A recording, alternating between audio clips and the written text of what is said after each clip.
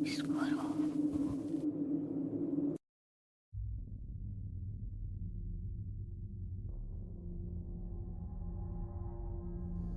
Boa noite. Gosto muito dos seus relatos. Escuto há um bom tempo.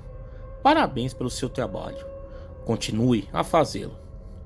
Eu não vou me identificar e nem ao meu pai, que é o protagonista da história. Eu espero ver esse relato no seu canal. E segue o relato. Há muitos anos, em um tranquilo povoado no estado de Sergipe, o meu pai trabalhava incansavelmente em uma acolhedora padaria que atendia toda a comunidade local. Nos dias de trabalho, ele acordava antes do sol nascer, pronto para enfrentar mais um dia de atividades. Certa noite, enquanto se dirigia à padaria, um acontecimento inusitado e aterrorizante mudaria sua vida para sempre. Ao subir uma ladeira escura e sinuosa, avistou uma figura negra. Aparentemente, era um cachorro, mas de aparência assustadora e estranha. Era maior e mais valente que qualquer cão comum. Curioso, mas com medo, o meu pai tentou se aproximar do animal, mas logo percebeu que aquela criatura não era um simples cachorro. O olhar feroz e a agressividade com que se movia indicavam que havia algo de sobrenatural naquela aparição. O bicho tentou atacar meu pai, que se defendeu como pôde, usando paus e pedras que achou na estrada. E a luta se estendeu até ele chegar no povoado. Chegou muito assustado, mas ileso. No medo de se encontrar com a fera, meu pai fez um cabo de aço para poder se defender. E após o primeiro encontro aterrorizante com a criatura sombria, o meu pai continuou sua rotina diária, com um sentimento de apreensão. E em uma noite de lua cheia, quando retornava mais uma vez para a padaria, foi surpreendido pelo bicho negro novamente. E dessa vez, a criatura se aproximou com uma rapidez assustadora, fazendo com que ele mal tivesse tempo para reagir. E com o coração batendo acelerado, meu pai tentou mais uma vez enfrentá-la. Mas a fera mostrou a sua força e agilidade, provocando uma luta que deixou a estrada toda bagunçada. Apesar de ter feito uso do cabo de aço, a criatura parecia ainda mais ameaçadora e implacável. O combate foi intenso e feroz, deixando o meu pai exausto e ferido. As garras afiadas da criatura deixaram marcas profundas em suas roupas e pele, e a estrada ficou marcada pelas pegadas daquele encontro assustador. Após essa luta feroz, o bicho finalmente desapareceu nas sombras, não voltando a tentar atacar o meu pai novamente. A sensação de medo e apreensão ainda persistia, mas a coragem e a determinação de meu pai o ajudaram a superar os traumas causados por esses encontros sobrenaturais. E após essa terrorizante experiência, meu pai passou a sentir a presença daquela criatura misteriosa em algumas ocasiões, mesmo quando ele não a avistava. Era como se ela estivesse sempre o observando, escondida nas sombras, pronta para atacar novamente.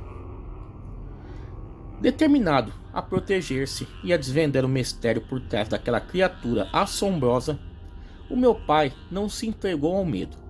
Ele buscou compreender o que enfrentou naquela noite sombria, pesquisando antigas lendas e histórias do local. Foi então que ele ouviu sobre o mito do lobisomem, uma criatura lendária que se transformava de homem para lobo durante as noites de lua cheia. Acreditava-se que o lobisomem era uma entidade que vagava pela região em busca de vítimas para saciar sua sede de sangue.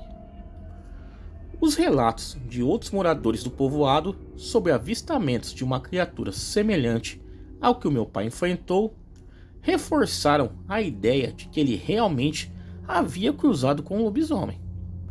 E apesar do medo que essa situação gerou, Meu pai manteve-se firme, não permitindo que o terror daquela noite o dominasse.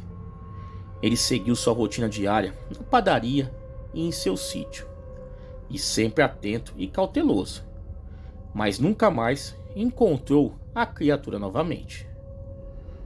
Com o passar dos anos, a história daquele encontro misterioso tornou-se uma lenda no povoado.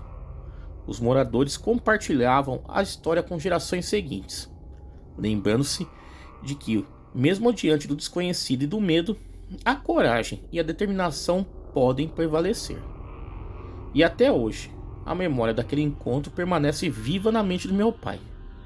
Embora ele nunca tenha tido respostas definitivas sobre o que enfrentou naquela noite, ele aprendeu a valorizar cada momento e a encarar a vida com bravura, lembrando-se sempre de que, mesmo diante das criaturas mais aterrorizantes, é possível encontrar força interior para seguir em frente. Afinal, há mistérios que jamais serão compreendidos ou completamente desvendados, e é justamente essa incerteza que torna a vida uma aventura repleta de histórias fascinantes. Tá aí, esse é o relato do meu pai. Obrigado por contar em seu canal. Tá aí, galera. Vamos aí a um segundo relato. Olá, território obscuro. Vou contar um relato de família. Um dos relatos de família que mais me aterrorizou durante a vida foi esse. Ele foi contado por minha saudosa comadre, que eu chamarei de Laura. Essa história, a qual foi verídica, mas com, claro, um jeitão de lenda. Eu me recordo de ouvi-la a primeira vez quando eu era criança e em uma oportunidade quando ela estava acompanhada da outra testemunha. Eu pedi novamente para que ambas me relatassem. E o que eu consegui guardar na memória foi a maioria dos detalhes. A outra moça, a amiga dela, que eu chamarei de Palmira, não gostava de tocar no assunto, e com muita insistência me recordei do olhar lacrimoso e das poucas palavras proferidas. É mesmo. E aquele terço era da mamãe. Eu rezo com eles todos os dias. Enfim, era um notório que Palmira ficava totalmente pouco à vontade com o evento que havia acontecido. A minha comadre morava na cidade de Cachoeira Paulista, em uma ladeira nas proximidades da antiga estação ferroviária. Os caminhos nos dias de hoje estão repletos de tráfego 24 horas do dia, devido aos devotos que procuram a Canção Nova. A Canção Nova é uma comunidade católica que tem como objetivo principal a evangelização através do meio de comunicação, TV, rádio, internet, e também por meio de produtos do departamento audiovisual. Bom, mas ninguém naquela época, lá pelos anos de 1960, era bem mais tranquilo. E deserto totalmente à noite. E apesar de que a linha férrea quase nunca parava, bem ao contrário de hoje, que foi completamente desativada, infelizmente. A Laura, acostumada, portanto, com os barulhos das locomotivas, foi uma surpresa que ela começou a acordar certas noites de semana, sempre por volta das 2 da madrugada, com um barulho de um cavalo. Bom, era o que parecia. Galopava e parecia que relinchava debaixo da sua janela. Estranhamente intrigada, ela começou a acordar o marido, perguntando se ele também ouvia aquele barulho. O que ele sempre falava para ela, que ela voltasse a dormir, porque era só um sonho. O que era de estranhar é que a Laura era a típica nona, aquela mulher que nunca tinha medo de nada. Mas, como ela mesma dizia, tinha algo de estranho naquele cavalgar. Era que meio anormal. Como não era todas as noites, ela deixou para lá. Até que em uma época de quaresma, o tal cavalo começou a acordá-la todas as noites, dando-lhe calafrios. E como sempre, o marido nunca ouvia, a não ser na última vez em que aconteceu. Naquela madrugada, pelas palavras dela, o seu marido acordou com o barulho do cavalgar misterioso. e arrepiado ele falou: Reza, Laura, reze com fé que isso não é deste mundo não. E neste ponto eu abro um parênteses para afirmar que o meu saudoso tio era uma pessoa de muita boa índole e ainda frequentava a Umbanda, sendo logicamente muito bem protegido. O que eu concluo é que o tal evento não era para ele presenciar, e sim para as duas mulheres que posteriormente foram postas à prova. Agora, com o alerta do marido, a Laura ficou então mordida pela curiosidade de ver esse tal de cavalo aí. Apesar de faltar-lhe a plena coragem para simplesmente abrir a janela do quarto e olhar para a rua e ver que bicho que galopava por ali. Ela então contou à amiga Palmira o que se passava todas as noites e a convidou para passar a noite na casa dela, para simplesmente, nas palavras dela, ver se era ou não um simples cavalo andarilho que escapou de alguém, e resolveu dar umas voltas na rua da casa dela e ponto final. Mas se não fosse sua intuição avisando que havia algo de sinistramente errado, porque simplesmente não olhar para fora, horas. Então as duas combinaram, e a Palmira começou a dormir na casa dela por várias noites. A Palmira, mesmo um tanto avoada das ideias e totalmente sem noção, era pelo menos muito católica, daquelas de rezar o terço e ir à missa de manhãzinha diariamente. E como era quaresma então, suas orações triplicavam, seguidas naturalmente dos jejuns, sacrifícios e todo o leque de questões que os católicos, ainda há mais do tempo mais antigo, carregavam neste período. Até que em uma determinada noite, a Laura acordou, ouvindo ao longe o galope do tal suposto cavalo. E então acordou o marido e a Palmira. O meu tio ainda deu-lhe o último aviso para que orasse com fé apenas e parasse de frescura de querer ver o que se passava lá, o que ela simplesmente ignorou. Correu e viu a Palmira já com o terço na mão e os olhos vidrados de tanto medo, mas com firmeza. Abre a janela que a gente vai ver o que Jesus quiser. Então elas abriram a janela, e assim elas viram o que me fez dormir com a luz acesa por noites. Não era um cavalo não. Parecia um velho magérrimo, com a barba arrastando no chão.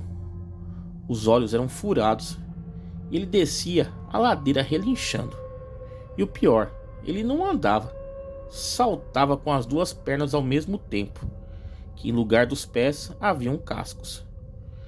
Quando as duas viram que o tal ser vinha descendo pelo meio da rua, na direção da janela onde estavam, ela viu os braços do marido agarrarem a elas e falar com a criatura: Que você, meu irmão, siga seu caminho em nome de Deus o Altíssimo e de Jesus, e que a todos acolha em seu amor. Siga seu caminho em paz. E fechou a janela. Foi então que Laura viu que de tanto medo havia uma poça da própria urina. E cadê a coragem de sair para a varanda, pegar pano, balde, desinfetante para passar no chão? Além de tomar um banho, já que o banheiro ficava também na varanda. E a Palmira, então coitada, ficou até rezando um rosário atrás de outro, de joelhos até o amanhecer. Minha comadre falava que o marido não chegou a ver o que tinha lá fora. Pelo menos era o que ele dizia, que apenas viu que as duas estavam sofrendo um perrengue e ao ouvir os gritos das duas, no reflexo, correu para acudir a mulher e a tonta da amiga. E além de tudo, a Laura ainda tomou o maior esculacho do marido, por não ter seguido seus conselhos de apenas orar, sem se deixar levar pela curiosidade leviana. Bem, depois disso, ela disse que nunca mais ouviu tal cavalgar, pois missas, novenas e tudo mais o tal espírito recebeu das duas mulheres por semanas. Agora eu penso, o que seria a tal aparição? Erro de interpretação devido ao medo ao escuro? sendo apenas um cavalo, um jumento de alguém que fugiu. O que seria aquilo? E as duas não perderam a oportunidade de inventar uma boa história? Bom, ou creram de fato na ilusão de ótica. Esse é um mistério que jamais será desvendado. Tá aí, galera. Vamos aí a um terceiro relato. Olá, pessoal do Território Obscuro. Eu sou a Cristine, de Cabo Frio, que contou os acontecimentos sobrenaturais com os meus pais. Agora venho contar para vocês um relato de uma senhora que trabalha comigo. Vou dar o nome a ela de Tali. A dona Tali me contou que uma das suas irmãs morava em um bairro do Rio de Janeiro, mas a irmã não conseguia ficar em casa de jeito nenhum. Ela sempre arrumava uma desculpa para ir para a casa de alguém. A dona Tali precisou morar um tempo na casa dessa irmã, e foi aí que dona Tali descobriu o motivo da irmã não gostar de ficar em casa. E agora o relato segue como se fosse ela contando. Eu estava em casa com a minha mãe e meus filhos, e na segunda noite na casa, quando de madrugada eu escuto um barulho de passos no corredor. Levantei, abri a porta e vi um vulto de cabelos negros, vestida de branco. Bom, eu voltei a dormir e de manhã falei com a minha mãe. E nas próximas noites, esse vulto continuou aparecendo. Até que uma noite, eu dei de cara com o vulto, lá na cozinha. Era uma mulher muito bonita, vestida de noiva, com longos cabelos negros. Eu fui visitar minha irmã para saber se ela tinha conhecimento dessa aparição. E a minha irmã me contou a história dessa noiva. Naquele bairro morava uma mulher que estava noiva de um rapaz. Ela comprou o terreno e fez a casa do jeito que ela queria. Ela fez as últimas provas do vestido de noiva e teve um mal súbito e faleceu dias antes do casamento. O rapaz, que era o noivo da mulher que morreu, era o marido da dona Tali, que ficou com a casa da noiva após a morte dela.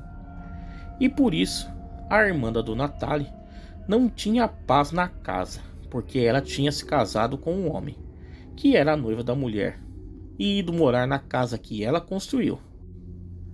Ao descobrir isso, tinha que expulsar o espírito da noiva da casa, pois ela tinha que seguir o caminho dela pós-mortem. E eu que morava na casa agora e não tinha culpa do que aconteceu com ela. Foi então que entrei em contato com o pastor da igreja que fazia parte na época.